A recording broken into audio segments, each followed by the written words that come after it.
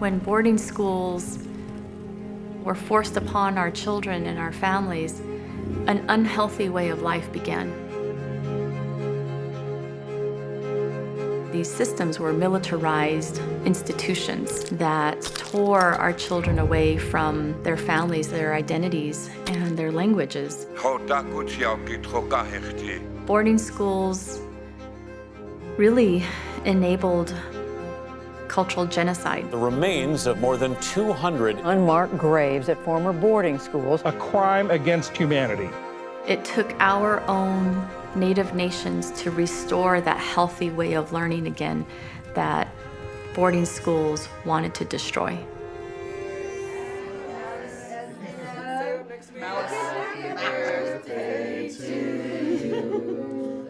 One, two, three, go. There.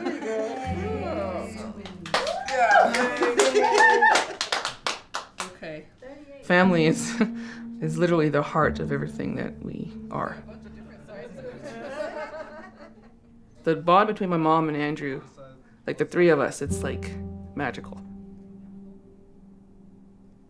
We grew up always knowing the history of Indigenous people overall, but we never really felt that we were part of a tribe. Mm-hmm. You know, ceremony. We knew nothing of that. Thank you everyone for being here. It's just another good day to celebrate life. We all accompany each other in a good way, and we all leave here returning home safely, wherever that may be. Ampetu China da Wachanka le Andrew Hollowhorn le Mielo. Naha Hayapikichimani Machapalo. My name is Andrew Hollowhorn. My Lakota name is Hayapikichimani, and I'm 17 years old, a senior at Naka. The same year that I lost my grandfather, that was one of the earliest memories I have of questioning a book. He was wondering why he wasn't learning about tribes in school. Mm-hmm. You know, just the basic rudimentary stuff about what kind of tribes are in the Northeast or the Southeast, or, you know, he wanted to learn more about tribes, but they weren't teaching it at his school, so. Mm-hmm. This is our hollow horn. This is actually where we get our name. Hollow horn of a buffalo. We have our sage in there and our tobacco.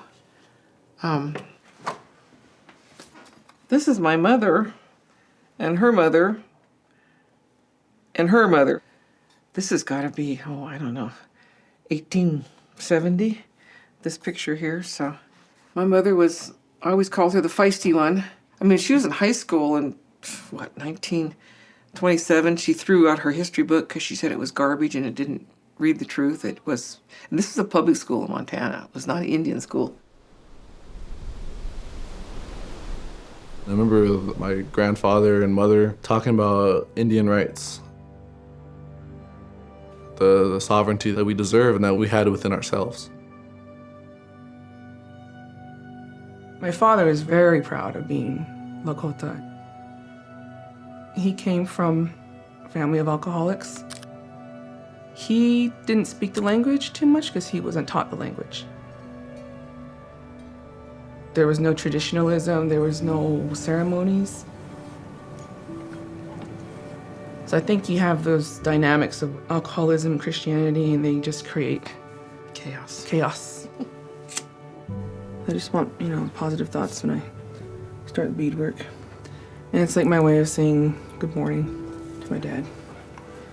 I have a friend up in Pine Ridge, same age as me, and she said, when they took our buffalo away, they took away the purpose of the man in our tribe, So it was up to the women to continue. It was a systematic effort by the federal government to destroy us. When Andrew was in 4th grade, my husband then killed himself with alcohol. And at that time, a year later, we were still trying to come together as a family and figure it all out. Just walk this way. So all we had was grief and anger and resentment and all the bad things. My father died a year-ish before Andrew was ready for middle school. I wanted to protect him and make sure he had the best opportunities for him. I didn't want him to be another lost Indigenous man.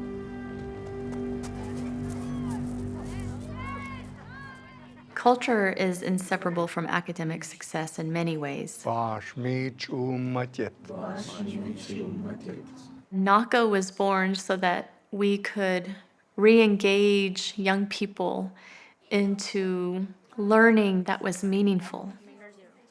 We teach our children indigenous knowledge, indigenous language, indigenous values, and they really truly thrive. You were here 6th grade, you were here 6th grade, right? Someone who loves you chose for you to be here. And literally on our logo it says growing together. That's Naka.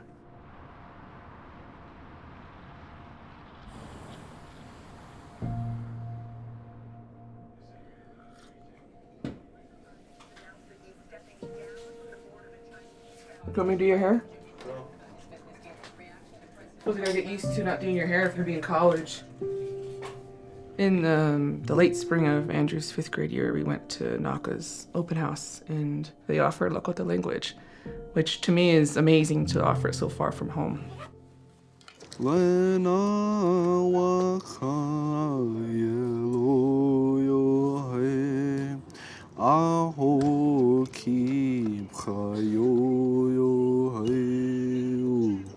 It's like that. Yeah.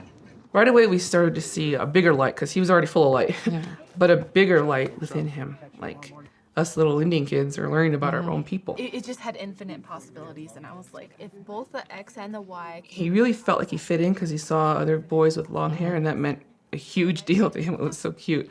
And teachers with long hair. Yeah, teachers with long hair. My name is Grandma Hollowhorn. It's a Lakota name. I always tell people Naka is my family now. Those people down there that we've known for going on 6 years. Andrew's connection with Naka, it just filled a void that we had for so many years. And it feels really good to be part of a community, to be part of a tribe. because I think that's how we are successful as Native people, that we know that there's a tribe behind us. This time at Naka has been very constructive for me. It's been a long, bumpy road, but it's only because it was just another step towards healing. We are Lakota, and for me that means we adapt to new hardships, but we always get through it. Your wish, blow it up. On 3, so on 4. 1, 2, 3. My granddaughter Julia is just started at Naka. She's a 6th grader. You know, it's going to be a major change is that nobody's going to question your last name. They're going to know your last name already. She's going to go to a school where her name's going to be accepted. Not just her name, but who she is and where she comes from. Sure, Julia, what did you share next? Here's a Hollowhorn. Oh, cool. Yeah, it's cool because my last name is Hollowhorn. Every time one of our kids learns our ancestral languages, those who have come before us, they're so happy. They're smiling. They're smiling now. And I know my dad heard that. I always call that time at Naka my building years, because it made the structure of me. I feel ready to go to a place on my own and to see the world. When you learn who you are, it makes you ready for anything. Naka helped us heal those historical traumas by acknowledging it, by talking about it. We will face the storm, and that's what's made us strong people. We're here, and hopefully we can make that path for our future children.